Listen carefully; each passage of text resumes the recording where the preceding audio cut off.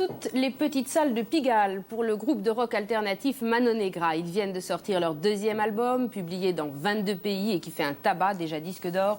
Michel Vial et Joël Labatte les ont suivis hier soir à l'Élysée-Montmartre.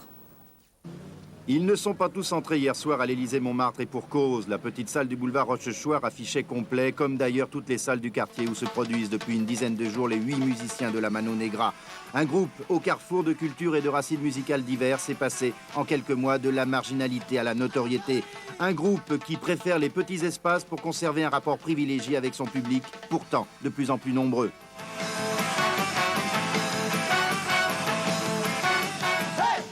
Des salles super belles quoi, qui sont pas du tout, utilisées pour des concerts et comme ça. Et on voulait, je crois que c'est hyper important à Paris d'ouvrir un réseau de salles un peu plus large que ce qu'il y a maintenant. Je veux dire, des petites salles. Pas bon, on a Bercy, on a le Zénith, on a des grandes salles 1000, 2000. Mais à Paris, qu'est-ce qu'il y a comme petit club? Il y a rien.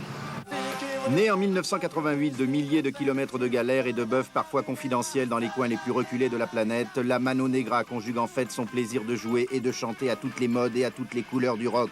D'où ce cocktail tonique, cette pêche et cet humour qui ne peuvent en effet que séduire. Le rock, de toute façon, c'est pas un style de musique. Pour moi, il y a des jazzmen dans les années 30 qui étaient rock. Il y a des rappeurs qui sont rock. Il y a des groupes de salsa qui sont rock. Le reggae, c'est pas du rock, pourtant.